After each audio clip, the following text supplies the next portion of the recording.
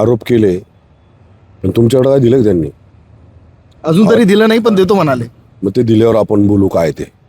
मग मी पण त्यांना त्याच्या संदर्भातली माझी हे देईल त्यांना. पण त्यांची जी काय आरोप करण्याची आत्ताची जी आहे ना पद्धत, सवय ती आत्ताची नाही आहे. 2000 जसं मी राजकारणात आलं तसं पाहते, निवडणूक आले की आरोपावर भाषणं करायची, याच्याशिवाय त्यांना काय जमलं नाही आयुष्यभर, कधीच नाही जमलं. विकासावर बोला ना. पिंपरी चिंचवड शहरामध्ये सुज्ञ नागरिक आहात, पुणे जिल्ह्यात सुज्ञ नागरिक आहात, एवढे दिवस पालकमंत्री म्हणून काम केलं, अजून पण आरोपावरच बोलणार का काय तुम्ही? ते पण खोटे आरोप, खोटे आरोप. अहो आपल्या लेखाचं बघा काय झालं. भारतीय जनता पार्टीमुळं आल्यामुळं तुम्हाला काय तुमचे गुन्हे लपवता येणार नाही. तुमचं स्वतःचं चालू आहे ते पहा, पाटबंधारे सगळे तुम्ही ते पहा ना. त्याच्यावर त्याचा विचार करा, आत्मचिंतन करा, आत्मपरीक्षण करा. विनाकारण कुणाचं ऐकून असे घिसेपिटे आरोप करू नका. काय तुमच्या उंचीला ते शोभत नाही असं मला वाटतं. पिंपरी चिंचवड महापालिका निवडणुकीत प्रचार करत असताना उपमुख्यमंत्री अजित पवार यांनी भोसरी विधानसभा क्षेत्राचे आमदार महेश लांडगे यांच्यावर तर सडकून टीका केलेली आहे. भ्रष्टाचाराच्या आकाला संपवायचं आहे, या शब्दामध्ये अजित पवार यांनी महेश लांडगेंवर टीका केलेली आहे. याविषयी बोलण्याकरिता आपल्यासोबत स्वतः महेश लांडगे आहेत. दादा काय सांगाल, एकूणच अतिशय कठोर शब्दामध्ये उपमुख्यमंत्री अजित पवार तुमच्यावर टीका काय करत आहेत, काय करण्यात त्याला? नैराश्य. त्यांना 128 उमेदवार उभे करताना आले. ज्या पक्षाकडं कधी काळी उमेदवारी घेण्याकरता फार इच्छुक असायचे, त्या उमेदवाराला त्या पक्षाला 128 उमेदवार उभं करताना आले. हे सगळ्यात मोठं दुःख आहे, बाकी काहीच नाही. दादा तुमच्यावर तर त्यांनी असा आरोप केला आहे की महापालिकेची तिजोरी खाली केली, कुत्र्याच्या नसबंदीत घोटाळा केला, ई क्लासरूममध्ये घोटाळा केला, रस्ते बांधणीत घोटाळा केला आणि टेंडरिंगमध्ये रिंग केली, अशा प्रकारचे आरोप करत आहेत. आणि ते स्वतः राज्याचे उपमुख्यमंत्री आहेत, तुमच्यासोबत सत्तेमध्ये आहेत. ते कुठेतरी अंकुश ठेवण्यात कमी पडले का तुमच्यावर? आणि असे खरंच घोटाळे झाले आहेत? त्यांनी आरोप केले, पण तुमच्याकडे काय दिलं का त्यांनी? अजून तरी दिलं नाही, पण देतो म्हणाले. मग ते दिल्यावर आपण बोलू काय ते. मग मी पण त्यांना त्याच्या संदर्भातली माझी हे देईल त्यांना. पण त्यांची जी काय आरोप करण्याची आत्ताची जी आहे ना पद्धत, सवय ती आत्ताची नाही आहे. 2000 जसं मी राजकारणात आलं तसं पाहते, निवडणूक आले की आरोपावर भाषणं करायची, याच्याशिवाय त्यांना काय जमलं नाही आयुष्यभर, कधीच नाही जमलं. विकासावर बोला ना. पिंपरी चिंचवड शहरामध्ये सुज्ञ नागरिक आहात, पुणे जिल्ह्यात सुज्ञ नागरिक आहात, एवढे दिवस पालकमंत्री म्हणून काम केलं, अजून पण आरोपावरच बोलणार का काय तुम्ही? ते पण खोटे आरोप, खोटे आरोप. अहो आपल्या लेखाचं बघा काय झालं.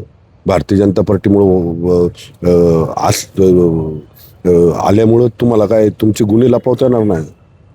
तुमचं स्वतःचं चालू आहे ते पहा, पाटबंधारे सगळे तुम्ही ते पहा ना. त्याच्यावर त्याचा विचार करा, आत्मचिंतन करा, आत्मपरीक्षण करा. विनाकारण कुणाचं ऐकून असे घिसेपिटे आरोप करू नका. काय तुमच्या उंचीला ते शोभत नाही असं मला वाटतं. महापालिका कर्जाच्या डोंगराखाली दाबली महेश लांडगे यांनी असा आरोप करत आहेत. ग्रीन बॉन्डच्या नावाखाली 200 कोटी रुपये त्यांनी कर्ज काढलं आहे, असा आरोप करत आहेत. काय सांगाल याविषयी? ते ती घंटा वाजवाय काय आलं ते ग्रीन बॉन्डला? आयुक्तांबद्दल महापालिकेबद्दल तर चांगलं बोलत होते. मग त्या दिवशी मुंबईला मुख्यमंत्री ते सगळे होते तेव्हा चांगलं बोलत होते. आता त्यांना काम हे दिसायला लागलं, काही कळत नाही मला. त्यांना पिंपरी चिंचवड शहराचे काय आले माहिती का, ते अस्वस्थ झालेत. आपल्याला 128 उमेदवार उभे करताना आले. या शहरात मी कारभारी होतो, मला 91 पासून खासदार होतो, मी आलोय का? हे आता सोडून दिलं त्या पाहिजे लोकांनी. लोकांना आता हाय ते वास्तव स्वीकारलं पाहिजे, त्याच्यातनं आपण मार्ग काढला पाहिजे, आत्मपरीक्षण केलं पाहिजे. लोकांनी भारतीय जनता पार्टी का निवडलं, लोक भारतीय जनता पार्टीच्या मग काय आहेत, हेच आरोप सेम आरोप महेश लांडगेवर 2024च्या विधानसभेत सुद्धा केले. ज्यांना तुम्ही आदरणीय पवार साहेबांच्या परीक्षात पाठवलं त्यांनीच हे आरोप केले. परत तेच लोक तुमच्याकडे आले, त्यांचेच आरोप तुम्ही करताय. हे ठरवून केलेलं जे काही षडयंत्र आहे ना, त्याच्यामध्ये तुम्ही जाऊ नका.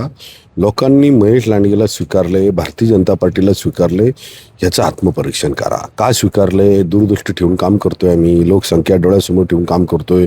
2031ला किती असेल, 2041ला किती असेल, 2050ला किती असेल, त्यानुसार आपलं शहर वाढत असताना आपल्याला नागरी सुविधा गरजा कशा पूर्ण करता येईल, इथलं इन्फ्रास्ट्रक्चर कसं डेव्हलप करता येईल, इथलं ट्रॅफिक ओळच्या. तुम्ही 30 वर्ष शहराच्या जिल्ह्याच्या राजकारणात पालकमंत्री म्हणून काम करता.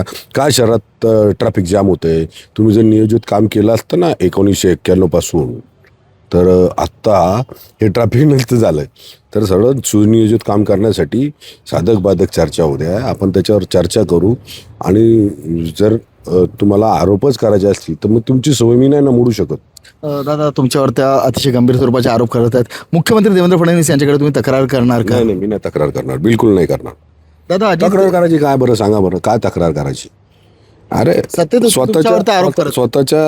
स्वतः म्हणजे झाकून पाहिलं पाहिजे, आरच्या पुढे उभं राहिलं पाहिजे त्यांनी. आपण आरोप करतो, एवढ्या गंभीर स्वरूपाचे आरोप करतो, आपल्याकडे काय पुरावे नसताना आरोप करतो, हे त्यांनी पाहिलं पाहिजे ना. आपल्याकडे स्वतःच्या ह्याच्यावर किती डाग आहेत ते बघा ना. तुम्हाला दिसते ना आरच्या पुढे उभं राहिल्यावर. पहिलं तर चार आपल्या लेखाचं चीन, मला न विचारता काम केलं त्यांनी, असं कसं होईल? मला न विचारता त्यांनी डॉक्युमेंट केलं, असं कसं होईल? अरे काय लोक काय दूध खुळी राहिलेत का? जनतेला सगळं कळतंय ना. उगाच त्या डीपमध्ये जायचं नाही. आम्हाला आमचा युतीचा धर्म पाळायचा आहे. युतीच्या वरिष्ठ नेत्यांमध्ये ते येतात, आमच्या घटक पक्षांमधले मोठे नेते येतात, त्याच्यात बोलायचं नाही. तरी दादा, माझा एक प्रश्न आहे, जर तुमच्यावर तर असेच ते आरोप करत राहिले तर त्यांच्या मुलाचा जो चौकशी समितीचा अहवाल आहे, जे मुंडवारच्या जमिनी प्रकरणाचा, ते तुम्ही बाहेर काढणार? नाही, मला असलं नील दर्जाचं राजकारण करायचं नाही. की कुणाची बदनामी करून, कुणाला बदनाम करून मला राजकारण करायचं नाही. मला समाजकारण करायचं. दादा, अजित पवार पिंपरी चिंचवड शहरात सोयीचं राजकारण करतात का? कारण की त्यांचं काल असं म्हणणं होतं की भोसरी विधानसभा क्षेत्रात विलास लांडेंना अडचण व्हायला नको, म्हणून मी महेशला स्टँडिंगचं चेअरमॅन केलं आणि त्यानं नको ते केलं. ही त्यांची सवय पहिल्यापासून. त्यांनी पिंपरी चिंचवड शहरामध्ये कुठलंच नेतृत्व मोठं केलं नाही. म्हणजे आमचे प्रथम महापौर ज्ञानेश्वर लांडगेंपासून पहा तर आत्तापर्यंत पहा, म्हणजे पार मंगलाताई असतील, योगेश बेल असतील किंवा बाकी अन्य नेते असतील, कुणाला मोठंच केलं नाही यांनी. एखाद्या एवढा जर यांचा अनुभव आहे, 25-25, 30-30 वर्ष जर नगरसेवक म्हणून काम केलं यांनी, महापौर, तर यांना कुठंतरी राज्याच्या मध्ये चांगल्या आजमबाईं सरकारने आता आज त्यांच्या घरी गेले, आजमबाईंच्या घरी गेले मागच्या आठवड्यात. आजमबाईंना महामंडळ दिलं. काय महामंडळाचं होतं त्या सांगा मला, काय होतं सांगा? काहीच नाही. एखाद्या इथल्या नेतृत्वाला मोठं करायचं त्यांनी कधी ठरवलंच नाही, कधीच त्यांच्या मनातच येत नाही.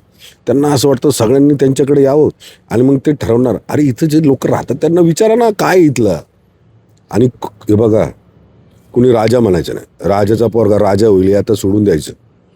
लोक ठरवतात की आमचा लोकप्रतिनिधी कोण, आणि राजा नाही, जनसेवक, लोकसेवक, कारभारी नाही, लोकसेवक, हे लक्षात ठेवा. ते यांना काय झालंय, थोडंसं तो अहंकार आलाय, एवढं असं तसं हे ते, आणि माझ्याकडे कोणीच येत नाही, तर जरा थोडं अहंकारामुळं ते बोलतात त्यास. दादा, पिंपरी चिंचवड शहरात भाजपचे 4 आमदार आहेत, 2 विधान परिषदेवर, 2 विधानसभेत आहात तुम्ही. महेश लांडगेच का टार्गेट होतो? कुठेतरी त्यांच्या तालमीतून सुरुवात करणारा एक पुढारी आज विकास कामात सरस ठरला, म्हणून ते तुम्हाला टार्गेट करतात.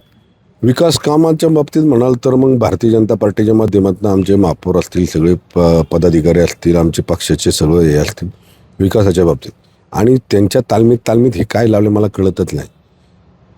आदरणीय शरदचंद्रजी पवार साहेबांमुळं पिंपरी चिंचवड शहर त्यांना ओळखायला लागलं. त्यांचे नाही राहिले, ते भारतीय जनता पार्टीत आले, त्यांनी हे बोलावंच नाही, त्यांच्या तालमीत तयार झाले असं म्हणावं लागेल ना.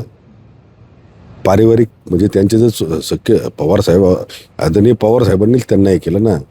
91 कोण ओळखत होतं पिंपरी चिंचवडला? त्यांना खासदार करायच्या वेळेस आमचेच सगळी इथली लोक होते ना. त्यांनी जर मतदान नसतं केलं तर खासदार झाले असते का? त्यांना मतदान कुणामुळं केलं? पवारसाहेबांमुळं. त्यांचे राहिले का? ते नाही राहिले. मग त्यांनी आमचा आरोप नाही करावा. आपण पाहू शकतो की अजित पवार यांनी महेश लांडगेवर अतिशय कठोर शब्दात आरोप केले होते. मात्र माझ्यावर आरोप करण्यापूर्वी स्वतःकडे पहा आणि आत्मपरीक्षण करा असं आवाहन महेश लांडगे यांनी केलं आहे. महाराष्ट्रातील सर्व बातम्यांचे विश्वासार्ह व्यासपीठ, सकाळच्या सर्व सोशल मीडिया प्लॅटफॉर्मला लाईक, फॉलो आणि सबस्क्राईब करा. तसंच सर्व नोटिफिकेशनसाठी बेल आयकॉन प्रेस करायला विसरू नका.